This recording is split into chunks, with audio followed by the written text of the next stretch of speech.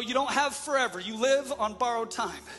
You are not an earthly person having a spiritual experience. You are a spiritual person having an earthly experience. You are passing through, and this world is passing away.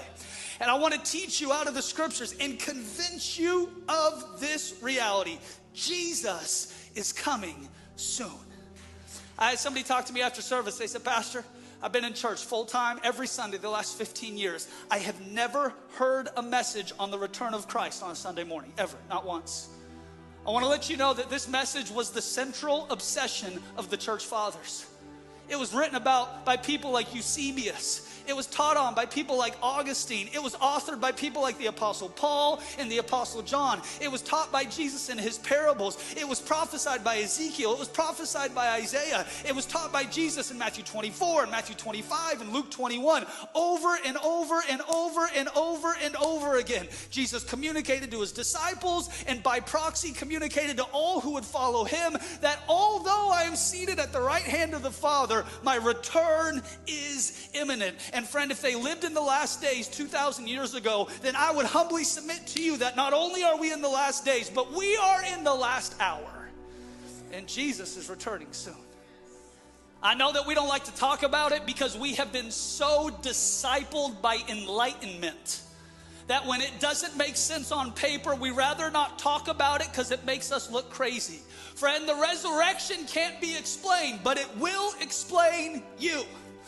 We are people who have been crucified with Christ and raised to new life. This is the hope of the gospel, that death no longer has the final say in your life. For to be absent from the body is to be present with the Lord. And one day you will have a physical, literal resurrection by which your body gets out of a grave. It is transformed into his image and likeness. You see the one who you pierced. You see the nail prints in his hands. You see the hole in his side, the nail prints in his feet. You see the one that we wounded, resurrected, and you live with him forever. That is the reality of what it means to be a Christian.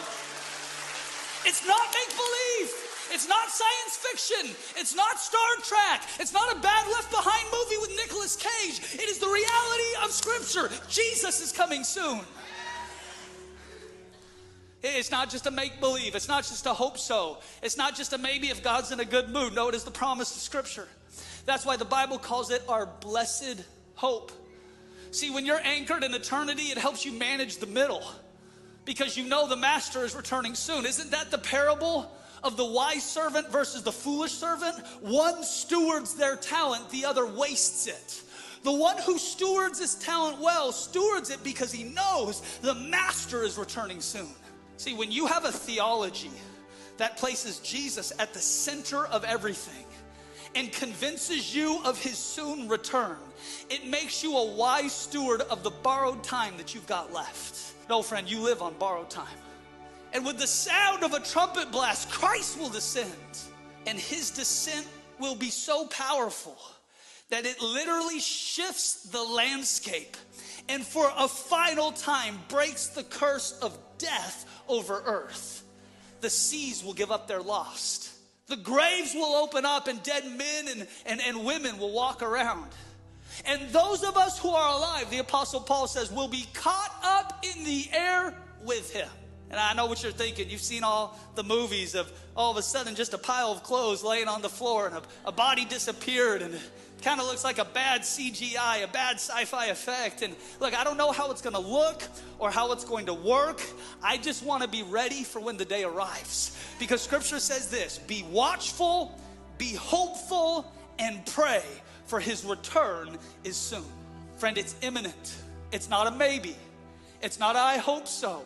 It's not some sort of weird message to try to get you to tithe more because the end is tomorrow. No, his return is imminent. And watch, he's coming back for a glorious bride, which is you and I, without spot or without wrinkle. Hear me, he's not coming back for a girlfriend. He's coming back for a bride. He's not coming back for people who date the church. He's coming back for a bride. He's not coming back for people who don't have oil in their lamps, for they will miss the day of their appearing. That's why right after Matthew 24, Jesus goes into a parable in Matthew 25, the parable of the wise and foolish virgins. And the wise ones had enough oil in their lamp because the bridegroom appeared when they least expected him. He came at midnight. This is the type of church that Christ is returning for.